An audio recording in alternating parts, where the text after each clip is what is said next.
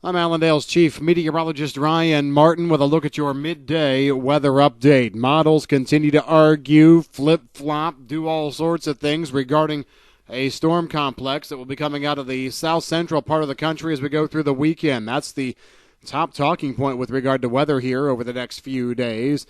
This system is trying to fall apart on the European model, and you know what? Today it's the GFS model that's holding on to it, surprisingly slow. So as we move forward, it'll be interesting to see where the track goes and whether or not the European model comes back online with this event. But what we're seeing right now, according to the latest GFS model imagery, is that this low continues to form in eastern New Mexico, West Texas, just like we've been talking now for the better part of a week to week and a half.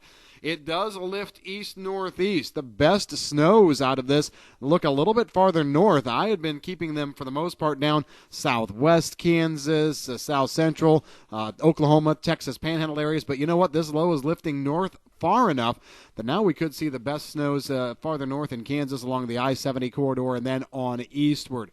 I still look for this low to maybe pull farther to the north and drag some of this precipitation into the central part of the Corn Belt. Right now, though, models are still saying mostly Missouri, central to southern Illinois, and then maybe curving this thing back south, keeping the low south of Cincinnati as we head into early Monday, which would pull the worst snows through southern Indiana and maybe into extreme southwestern Ohio. Before then, this low kicks north into the mid-Atlantic and New England states. So there's all sorts of time yet for this track to wobble, to move just a little bit, but we're going to continue to talk about some decent precipitation. Moisture totals, liquid equivalent, half an inch or so. So we could see some nice snows through there, and the biggest thing will probably be winds. If the low turns out to be as strong as what we're seeing right now, we could see some good front, top, and backside winds around the low, with the only holes maybe being farther down the cool front where it's going to be raining more. So that's something that we're watching short term. The other key takeaway from this is, even though it is mild again today across a large part of the Corn Belt, behind this system this weekend, much colder air comes rocketing on in. I think we're going to be seeing temperatures go below normal easily to start off next week, and then likely staying there. We will moderate some, but I don't think the moderations are going to be quite as strong as what some models are saying. I'm looking for us to see high temperatures, for example, across the Corn Belt.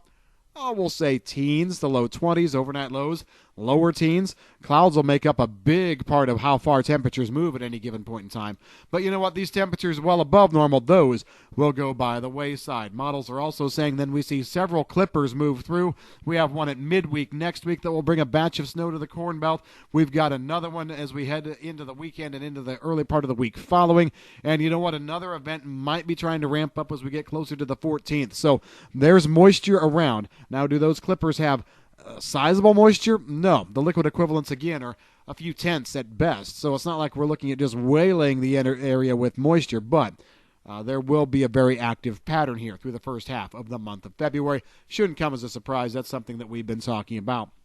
Latest look at South America really doesn't show a whole lot of change there either. What we're seeing is over the course of the next 3 to 4 days over Brazil's soybean areas, maybe a little less moisture right now. I'm not saying a lot less, but a little less moisture. The heavier and frequent showers are going to be down along the southern rim, but I do think that as we go forward, we're going to be seeing from early next week, let's just say midweek next week, right on through the end of the forecast period, the moisture becomes a lot less scattered and covers more of the area. So instead of seeing a 30 to 40% coverage rate out of these light and scattered events here over the next 3, 4, 5 days, I think from days 6 right on through the end of the period, we're probably looking at 60, 70% or better.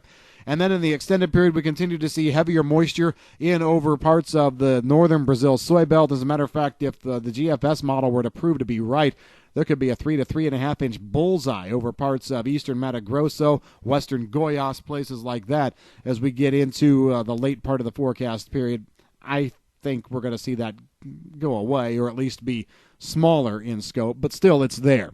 Down in Argentina, trending just a little bit drier now. I guess I'm not concerned, but it is something to bring up. We had some good moisture around yesterday. It's is gone today, so this system kind of moved through a little bit faster, and we're warm. Temperatures above normal in Argentina corn areas. We do look drier now here short term. A nice front coming through the middle to end of next week, but then drier again after that.